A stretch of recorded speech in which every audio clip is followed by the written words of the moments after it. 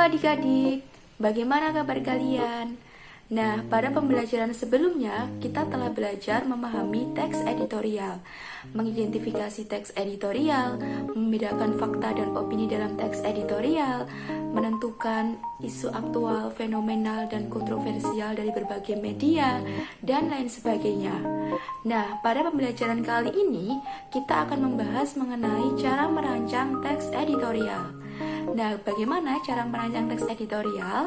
Yuk kita bahas bersama. Nah, di sini ada beberapa hal yang harus kalian perhatikan saat merancang teks editorial. Yang pertama, tentukanlah informasi yang ingin kalian ulas. Nah, ini disebut sebagai tema atau payung dari informasi yang kalian tulis nantinya. Nah, lalu bagaimana caranya agar kita bisa membuktikan informasi apa yang akan kita tulis? Nah, kalian bisa membaca di berbagai berita di koran ataupun menonton tayangan di televisi. Hal ini bisa membantu kita untuk menentukan informasi mana yang kiranya menarik untuk kita bahas.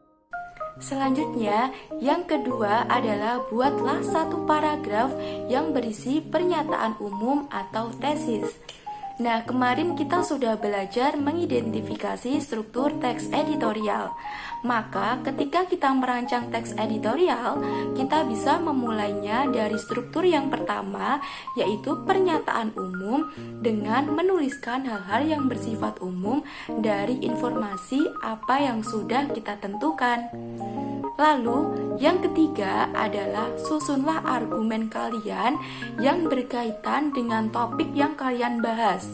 Nah, berkaitan dengan struktur yang kedua yaitu argumentasi, maka cobalah kalian menuliskan berbagai macam argumen atau pendapat atau sudut pandang kalian dari informasi yang kalian tulis nantinya.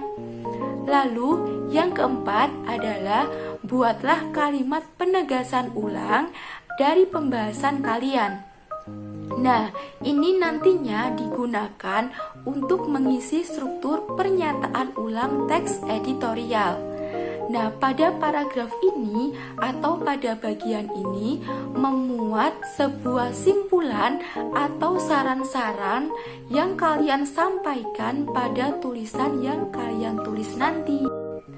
Nah, setelah kalian membuat pengenalan isu atau tesis, mengumpulkan argumentasi, dan membuat kalimat penegasan ulang, maka kalian tinggal menyusunnya dengan struktur-struktur yang telah ada dalam teks editorial.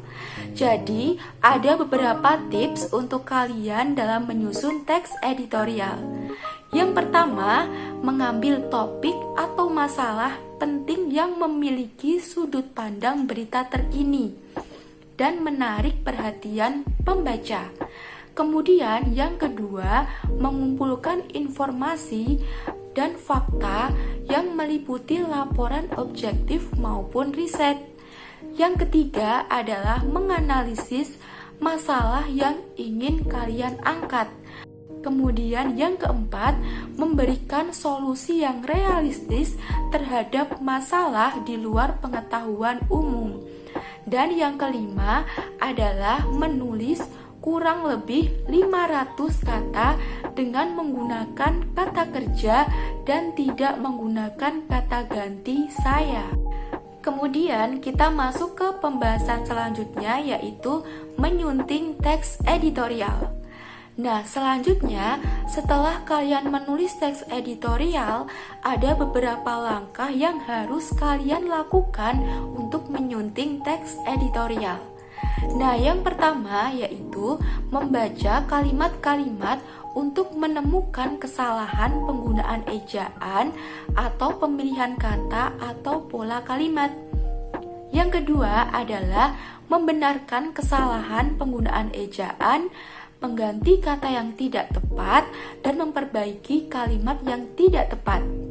Nah, selanjutnya yang ketiga adalah memeriksa keterpaduan paragraf untuk menemukan kesalahan. Yang terakhir, yang keempat adalah memperbaiki keruntutan paragraf yang tidak tepat. Nah, hal tersebut dilakukan dengan cara membuang paragraf yang tidak padu, menempatkan paragraf pada urutan yang tepat, atau menambah di antara paragraf yang tidak tentu. Nah, bagaimana mudah kan untuk merancang sebuah teks editorial? Nah, sampai di sini dulu ya pembahasan materi kali ini. Semoga pembelajaran ini dapat bermanfaat dan saya akhiri. Wassalamualaikum warahmatullahi wabarakatuh. Sampai jumpa.